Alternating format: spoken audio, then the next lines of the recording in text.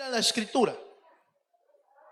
Acompáñenme por favor a la palabra del Señor y vamos a leer en el libro de Mateo, en el Evangelio de Mateo capítulo 16, en el versículo 24.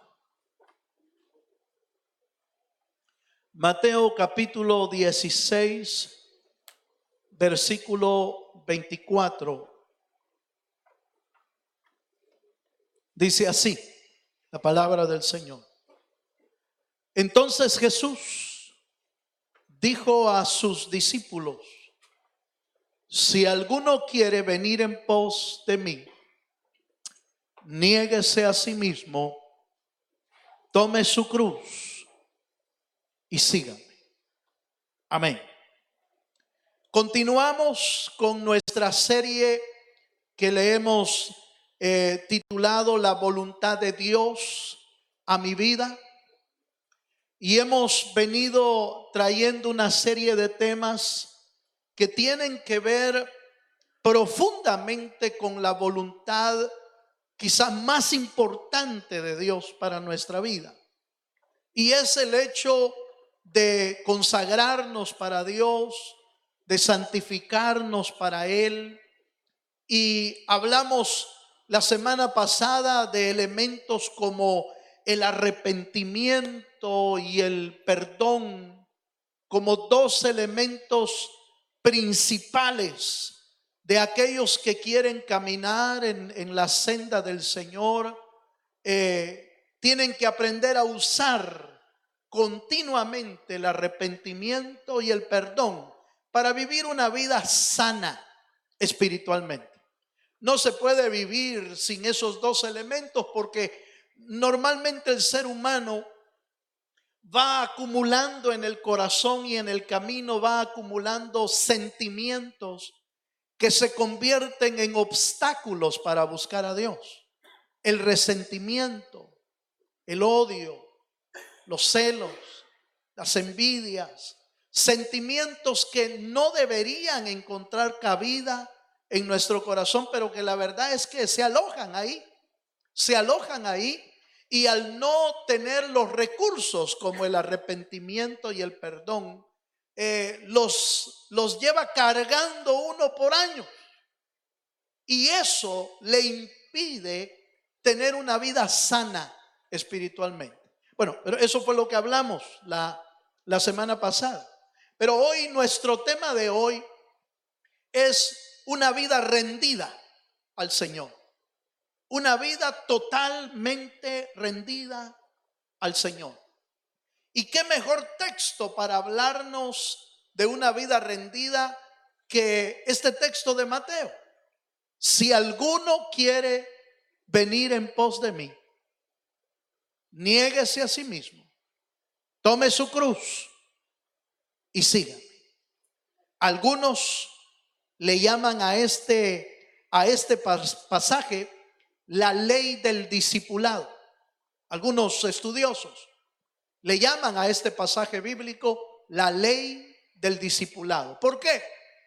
Porque en ese texto el Señor pone las reglas del que le quiere seguir, pone las condiciones del que debe de seguirlo.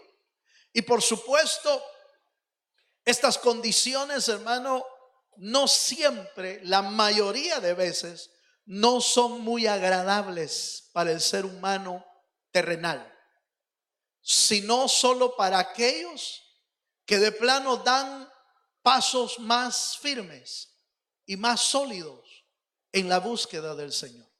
La ley del discipulado le llamó un teólogo a este versículo, en las que obtenemos las normas de cómo seguir a Cristo y cómo a través inclusive del dolor o el sufrimiento se alcanza el honor del Señor. Porque nos habla de seguir, nos habla de negarnos y nos habla de llevar la cruz para poder seguir al Señor. Eso es lo que vamos a ver esta noche.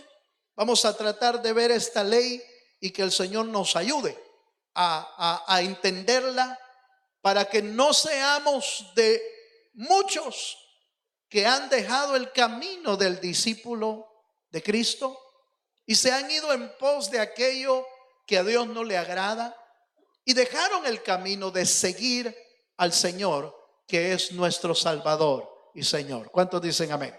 Bueno, arranquemos con este tema y debemos decir en primer lugar en qué consiste el discipulado cristiano.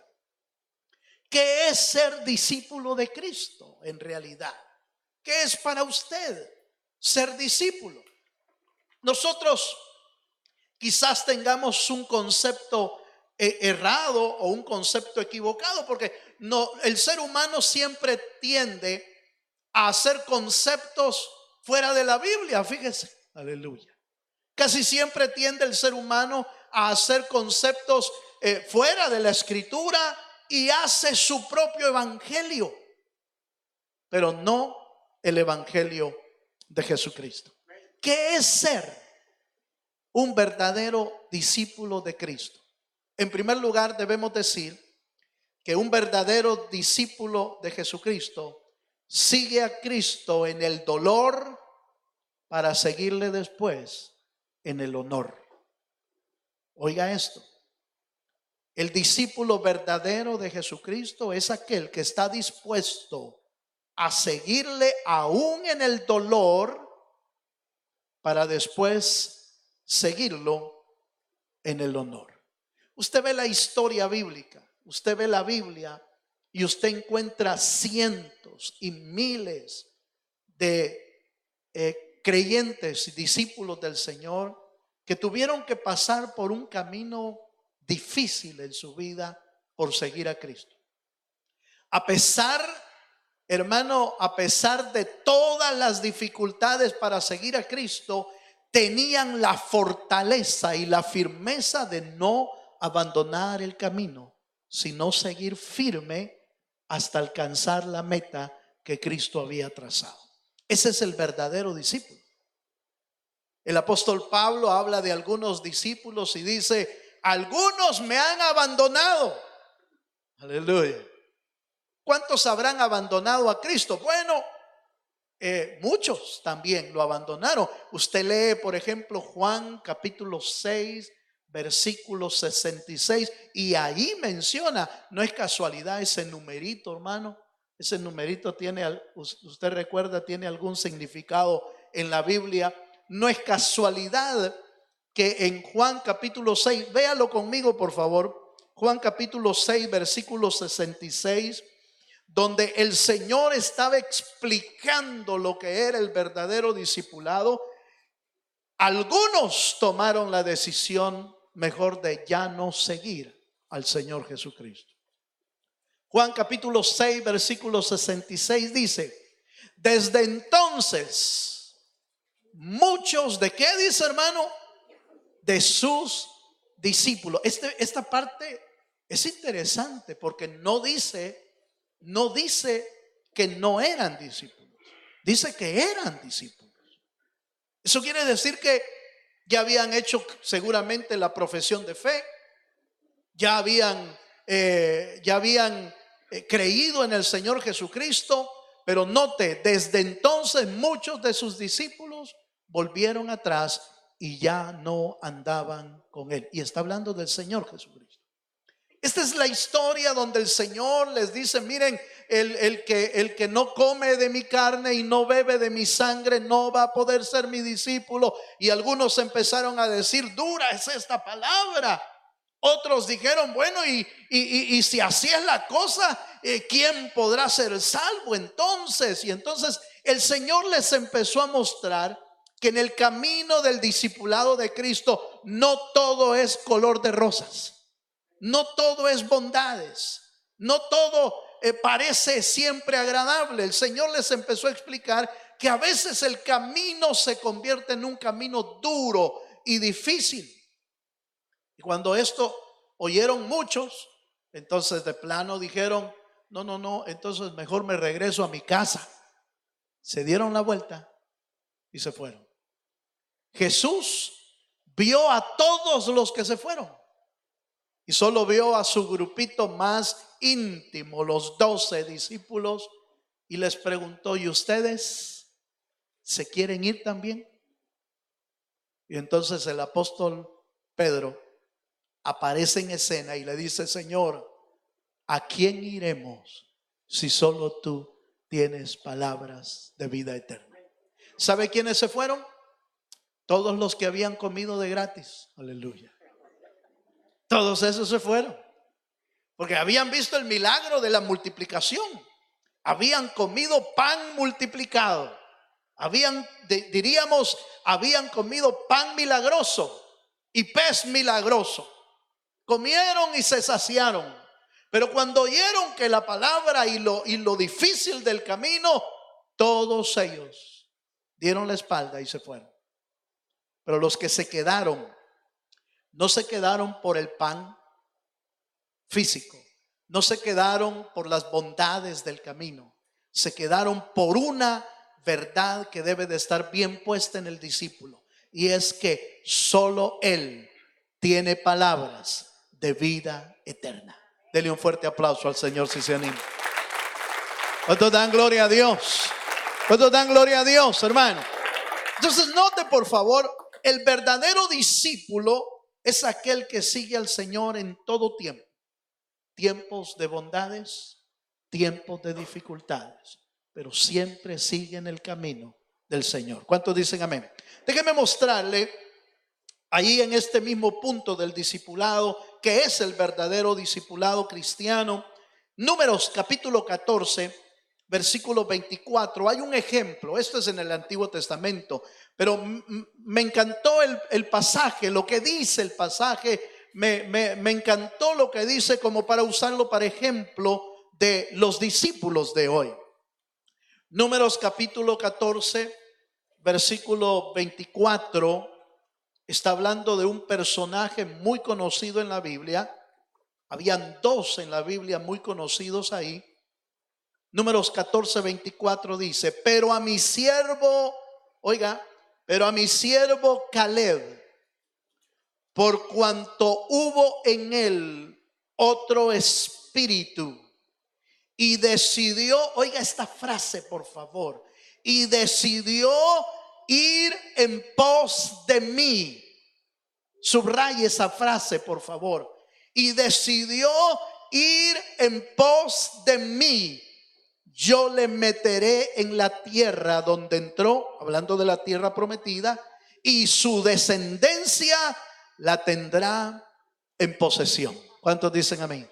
¿Se acuerda que Mateo, el capítulo que hemos leído, Mateo capítulo 16, dice: si alguno quiere venir en pos de mí? Y Caleb, que es uno de los ejemplos que quiero usar para el discipulado, dice: por cuanto había en Caleb otro espíritu, y por cuanto él decidió venir en pos de mí, o ir en pos de mí, yo lo meteré en la tierra prometida.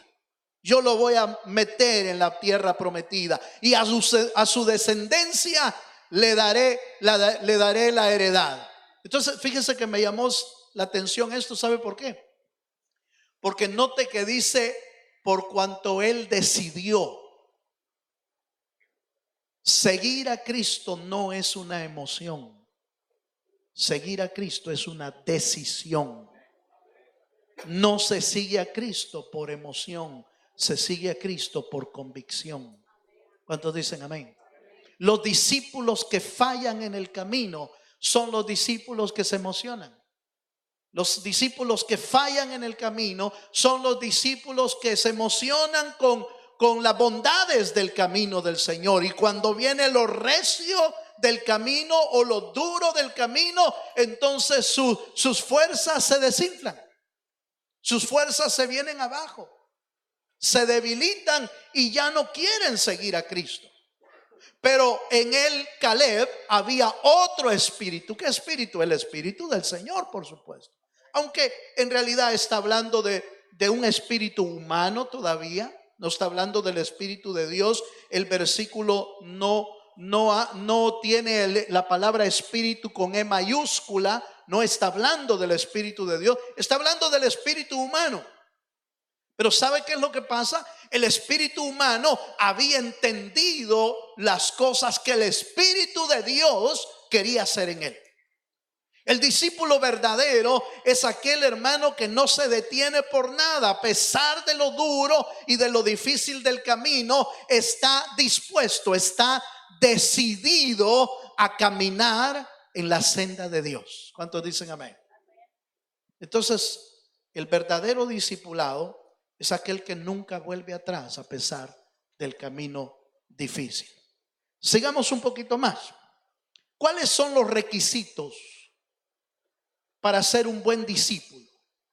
La Biblia en ese pasaje nos da por lo menos cuatro requisitos para ser un buen discípulo de Cristo. El pasaje dice: si alguno quiere venir en pos de mí. Ya mencioné esta parte. El primer punto que debemos tomar en cuenta como requisito es una firme decisión de seguir a Cristo. Un discípulo tiene que tener una firme decisión de seguir a Cristo.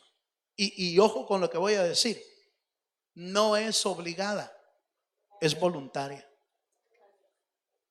Nadie te puede obligar a seguir a Jesucristo. Por eso es que usted ve tanto esfuerzo que nosotros a veces los creyentes tratamos de hacer en otras personas para que obligadamente busquen a Cristo, pero al final no lo buscan, porque en realidad seguir a Cristo es voluntario. Es una decisión personal de buscar a Jesucristo. ¿Cuántos dicen amén? Entonces, número uno, hermano, dice: una firme decisión de seguir a Cristo es el primer requisito que vamos a ver. Y vamos a leer Juan capítulo 7, versículo 17. Quiero recalcar en este pasaje y en el otro que vamos a ver, quiero recalcar que la firme decisión es una decisión voluntaria. Es firme la decisión, pero es una decisión voluntaria. Seguir a Cristo es voluntariamente. Juan capítulo 7, verso 17. ¿Lo tiene, hermano? Note lo que dice en la primera parte: el que quiera hacer la voluntad de Dios conocerá si la doctrina es de Dios o si yo hablo por mi propia cuenta. La primera frase dice: el que quiera hacer la voluntad de Dios. No dice voy a obligarte para que hagas la voluntad de Dios. El que quiera.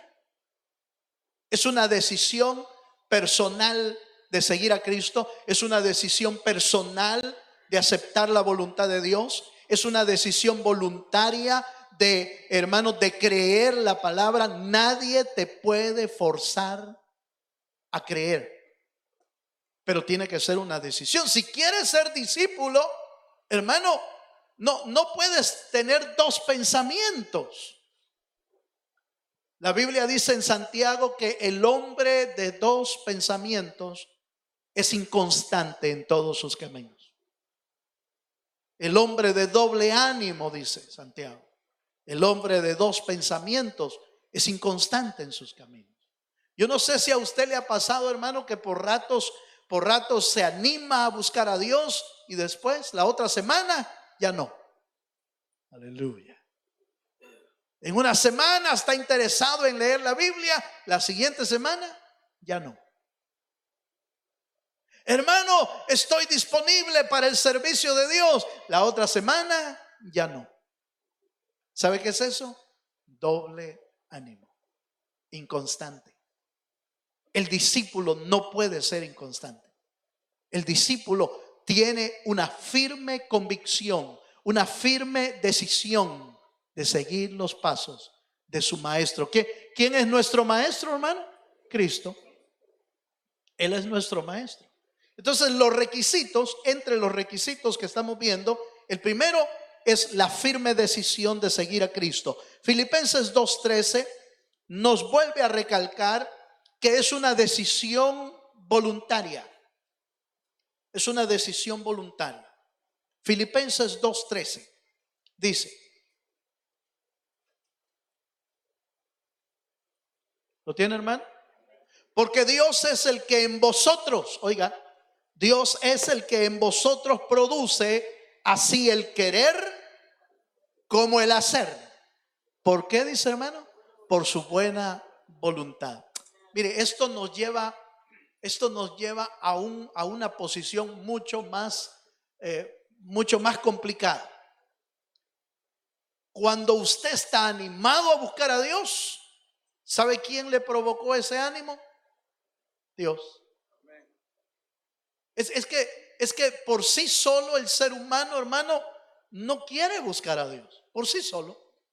En realidad el Espíritu de Dios hace con nosotros, hermano, de todo para que usted y yo podamos buscarle. Es el Espíritu de Dios, es Dios el que pone el querer como el hacer.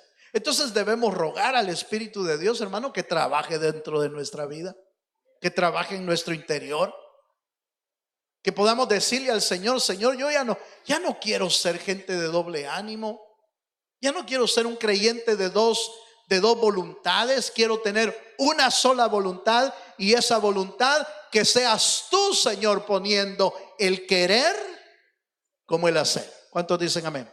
Déjenme hacerle una pregunta. ¿Cuántos queremos ser verdaderos discípulos?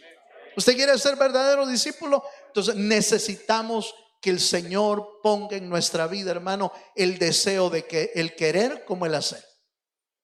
Tomemos decisiones firmes en nuestra vida y el Señor va a respaldar esas decisiones también en nosotros. Número 2, veamos el segundo requisito. Mateo capítulo 16 dice: niéguese a sí mismo, dice el versículo, ¿se recuerda? Si alguno quiere venir en pos de mí, esa es la primera parte. Si alguno quiere venir en pos de mí, voluntario, decisión. Esa es la primera parte del versículo. La segunda parte del versículo dice: niéguese a sí mismo. Pero ¿qué significa negarse a sí mismo? ¿Qué es lo que significa en realidad negarse a nosotros mismos? No significa decir yo no existo, porque eso sería una mentira, ¿va? Todos existimos por la pura misericordia de Dios. Fuimos creados por la mano poderosa del Señor. No significa eso. El negarnos a nosotros mismos significa rendir voluntariamente nuestro yo y nuestro ego a los pies del Señor. ¿Cuántos dicen amén? Rendir delante del Señor nuestro yo o nuestro ego. Pero ¿cómo rendimos nuestro yo o nuestro ego? No, ya no sigo yo mis planes, sigo los planes del Señor. Ya no hago mi voluntad, hago la voluntad del Señor. Ya no busco mis intereses, busco los intereses del reino. Mi mirada está puesta en el cielo, no en la tierra. Porque cuando vemos en la Biblia el que pone su mirada en la tierra, estamos hablando del hombre que busca lo terrenal, lo suyo, lo de aquí abajo. Pero Dios no está interesado en las cosas de aquí abajo. Dios está interesado en las cosas de arriba. Y los que son discípulos de Cristo deben de poner, o debemos de poner, nuestra mirada en las cosas de arriba. ¿Cuántos dicen amén? Vamos a leer un pasaje, por favor. Gálatas capítulo 5, verso 24 al 26. Gálatas capítulo 5, verso 24 al 26. Dice: pero los que son de Cristo, ¿cuántos son de Cristo aquí? Mire la evidencia de que son de Cristo. Pero los que son de Cristo han crucificado la carne con sus pasiones y deseos. Si vivimos por el Espíritu, andemos también por el Espíritu. No nos hagamos, ¿qué dice, hermano? Vanagloriosos. Aleluya. irritándonos, oiga, irritándonos unos a otros y envidiándonos unos a otros. Fíjese, hermano, que una evidencia de que no hemos muerto es que nuestro ego se eleva mucho. Nos creemos más que los demás, nos creemos mejor que los demás. Ese tu carro no sirve, el mío está bueno. Esa tu casa muy chiquita, la mía es más grande.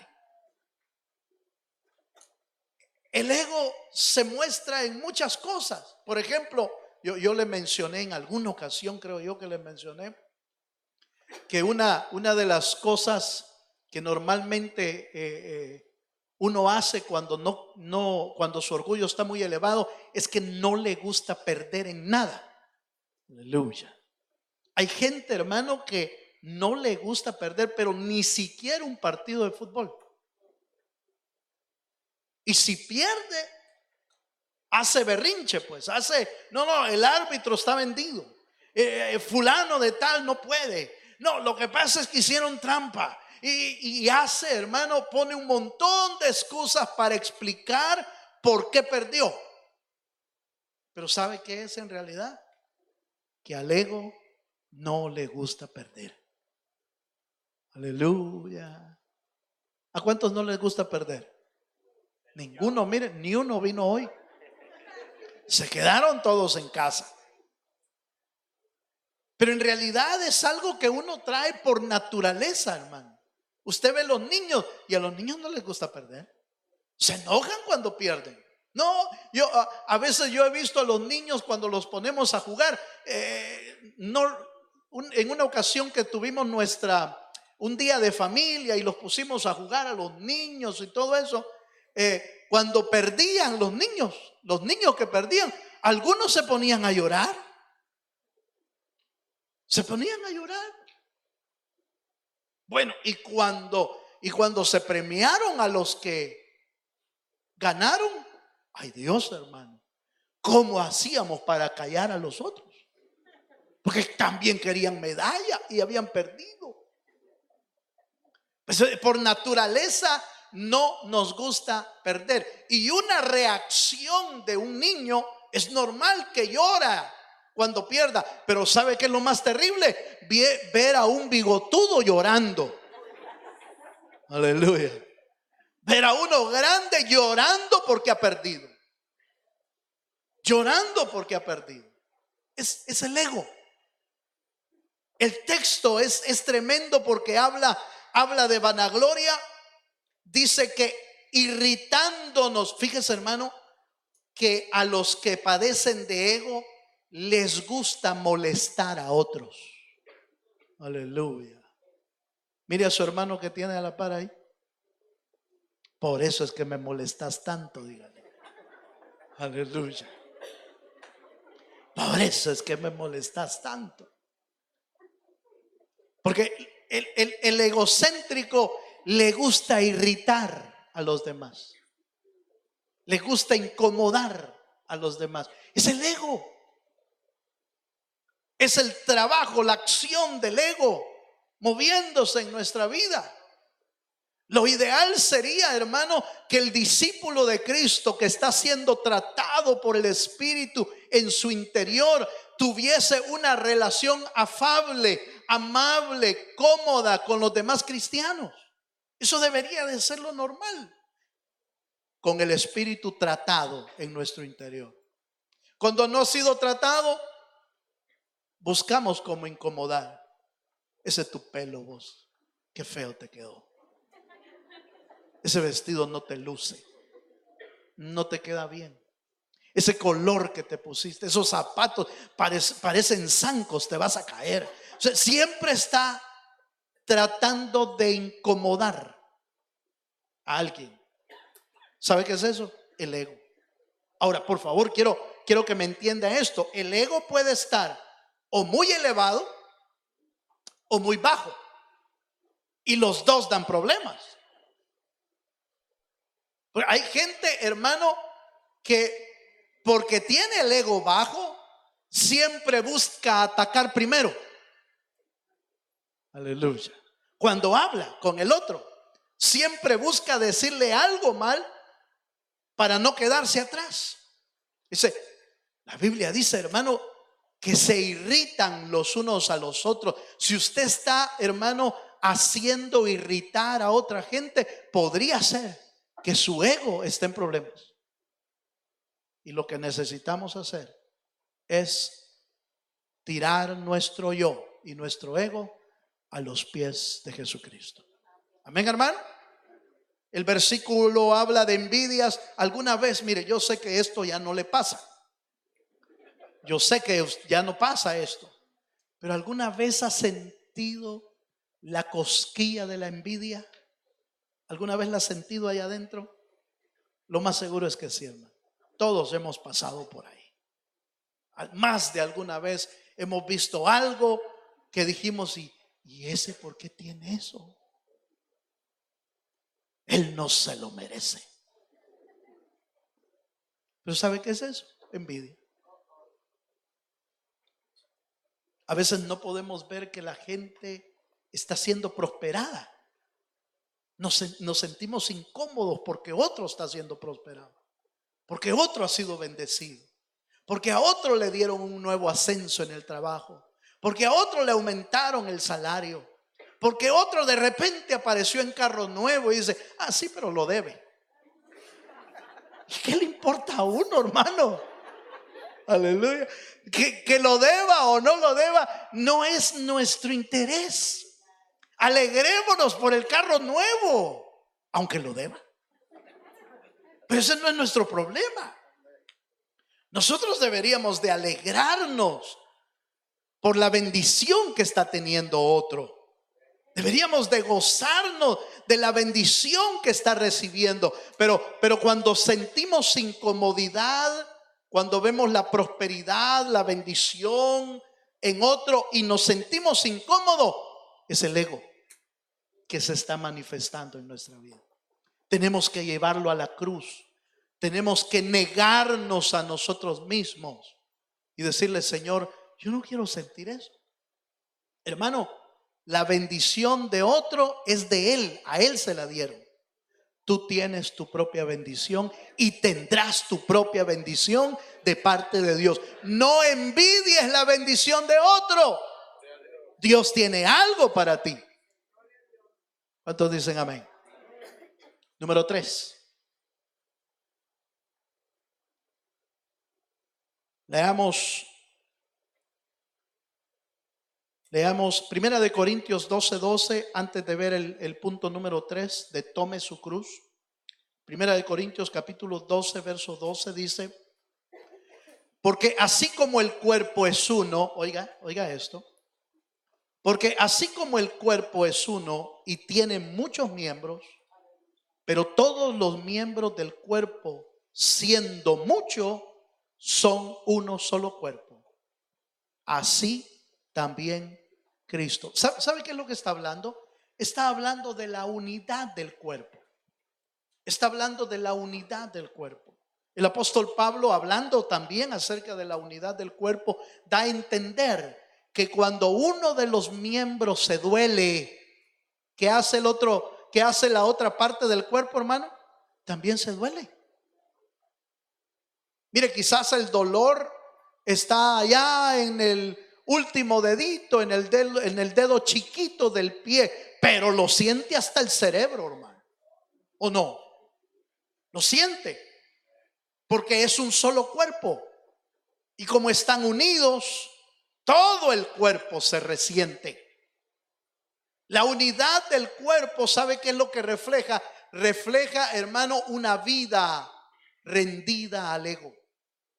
Nosotros vamos a sentirnos bien con la bendición de otro cuando tengamos unidad en Cristo. Cuando hayamos rendido nuestro ego, vamos a sentir la bendición de Dios. De otro hermano va a ser nuestra bendición también. Pero también el dolor de otro hermano también va a ser nuestro dolor. Porque estamos unidos en un solo cuerpo. ¿Cuántos dicen amén, hermano? Eso es cuando hemos rendido nuestro ego. Cuando no hemos rendido nuestro ego, ¿sabe qué hacemos, hermano? Cuando alguien tiene dolor, por algo está así, decimos. ¿Sabe qué es eso? Nuestro ego. Nuestro ego. Yo sabía que le iba a pasar eso. Se lo merece. ¿Sabe qué es eso, hermano? Nuestro ego. Porque no nos hemos rendido nuestro ego al Señor. Cuando rendimos nuestro ego, viene la verdadera unidad del cuerpo. Viene la unidad de la familia. Viene la unidad de la casa. Viene la unidad de la iglesia. ¿Cuántos dicen amén, hermano? Bueno, pues sigamos un poquito más. Vamos al número 3. Dentro de los requisitos de una vida rendida, entonces, está la firme decisión voluntaria de seguir a Cristo. Está el negarnos a nosotros mismos. Y dice, tome su cruz. ¿Qué significa tomar la cruz? Lo que significa, hermano, para los discípulos de Cristo. Cuando Jesús dijo, tome su cruz, hermano, todos los judíos, déjenme pensar, que estaban oyendo ese mensaje, entendieron de inmediato. ¿Sabe por qué? Porque para ellos era común y corriente ver a los sentenciados a muerte ir cargando su cruz hasta ir a morir en alguna montaña, en la cruz, en el Calvario o en otro lado. Para los romanos matar a la gente a través de una cruz era común. Entonces, cuando el Señor dijo tome su cruz, inmediatamente los judíos pensaron en el gran sacrificio de llevar una cruz a cuestas, con golpes, con maltrato, con vituperio, hasta ir a morir. Ellos lo entendieron muy bien. Nosotros quizás no lo entendemos muy bien. ¿Sabe por qué? Porque no estamos acostumbrados a ver a alguien con una cruz a cuestas. Pero ¿sabe qué es lo que entendieron? Ser mi discípulo tiene costo que a veces trae sufrimiento a nuestra vida. Eso es lo que el Señor quería transmitir. Seguir a Cristo no es siempre color de rosas en el camino. Seguir a Cristo no siempre es que todo se te va abriendo en el camino. A veces el camino se vuelve tan trágico, tan difícil.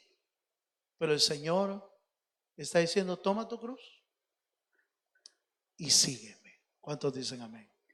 Nosotros vemos el ejemplo de muchos creyentes. Si me acompaña a Hebreos capítulo 12, el primer y más grande ejemplo lo encontramos en Cristo. Pero Cristo no fue el primer crucificado. Ya habían habido cientos de crucificados ahí en Jerusalén a través de los romanos.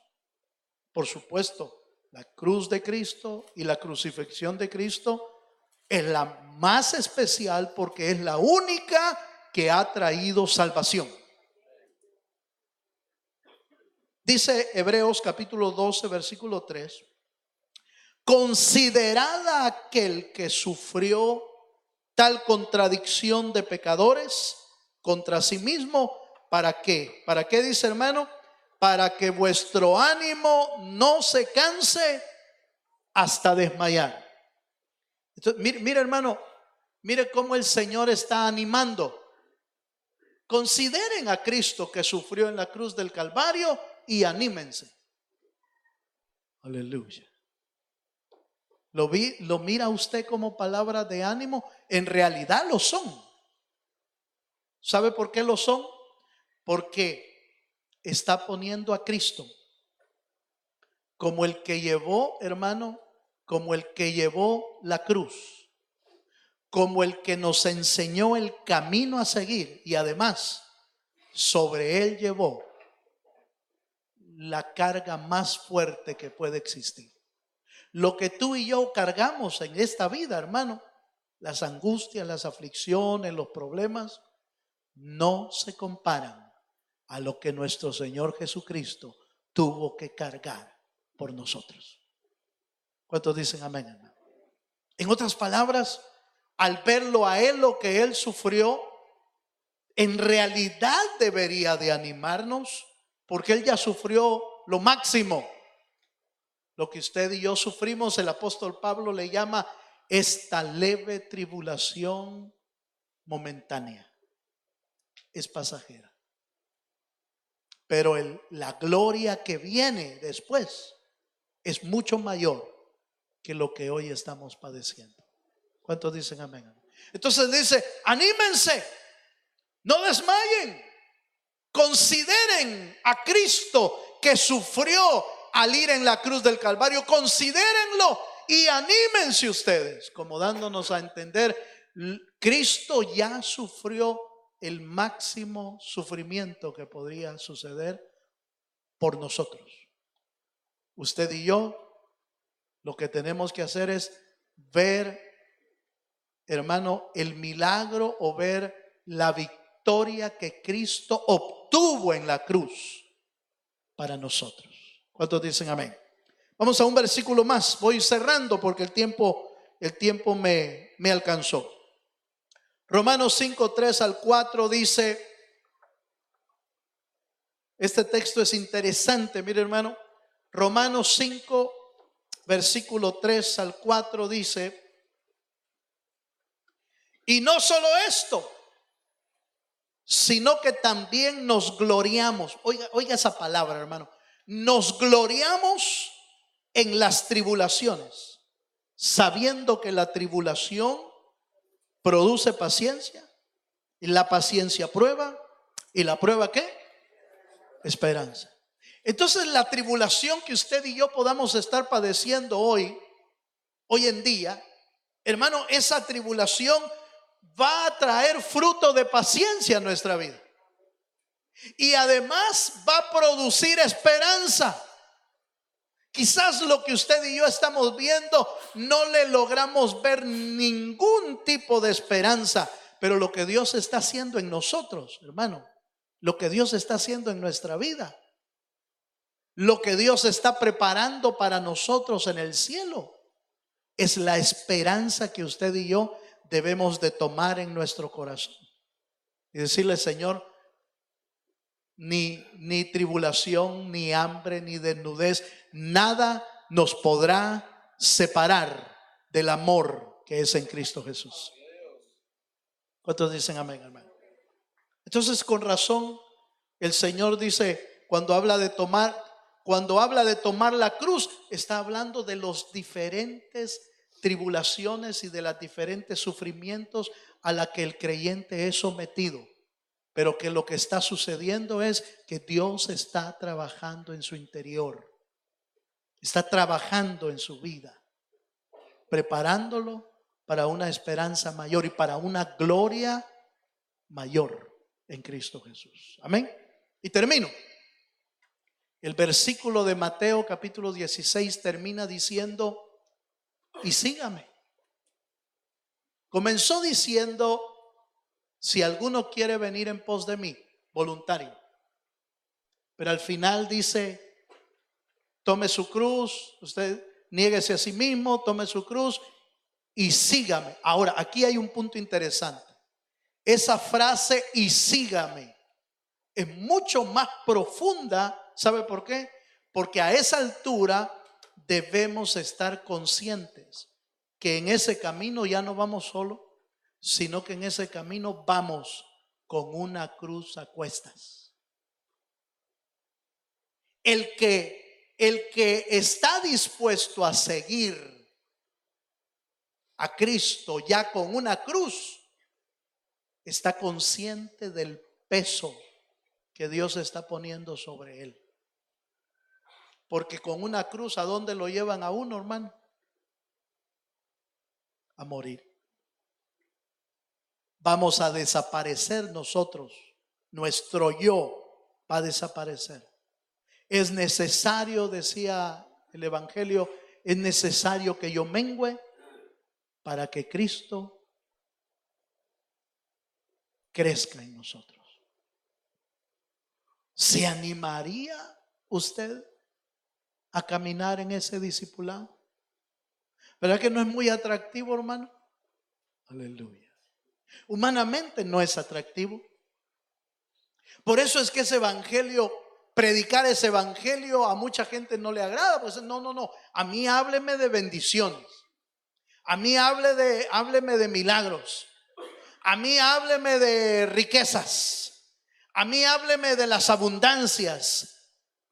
Pero muy pocos quieren saber lo que cuesta verdaderamente seguir a Jesucristo. El verdadero discipulado no es la abundancia. El verdadero discipulado a veces es la escasez, las pruebas, las dificultades, las angustias. Pero de todas ellas nos puede librar el Señor. Pero en todas ellas nos va a enseñar algo. Va a formar nuestro carácter, va a formar nuestra vida, nos va a llevar a otro nivel espiritual, porque cada una de ellas cumple un propósito en nuestra vida. Termino leyendo un pasaje, si gusta ponerse de pie de una sola vez. Leemos Romanos capítulo 8, verso 35 al 37, dice Romanos 8, 35 al 37, ¿quién nos separará del amor de Cristo? ¿Tribulación o angustia? ¿O persecución o hambre? ¿O desnudez o peligro o espada? Como está escrito, por causa de ti somos muertos todo el tiempo. Somos contados como ovejas al matadero. Antes, en todas estas cosas, somos más que vencedores por medio de aquel que nos amó. A mí me encanta leer que Cristo nunca nos ocultó lo difícil del camino. Nunca nos ocultó lo difícil que iba a ser un discípulo del Señor. Pero nos prometió que donde Él está, también estará su discípulo, también estará su servidor. Donde Él esté, ahí también estaremos nosotros. Cierre sus ojos un momento. Y así con nuestros ojos cerrados, se animaría a decirle al Señor: Señor, yo quiero ser tu discípulo. Pero discípulos que no vuelvan atrás por nada. Discípulos que no vean la prueba venir y dan la vuelta y se van. Sino discípulos que a pesar de la prueba, a pesar de la dificultad, a pesar de lo duro del camino, siguen creyendo que lo que Cristo te prometió es verdadero y lo que Dios prometió lo va a cumplir. Aleluya.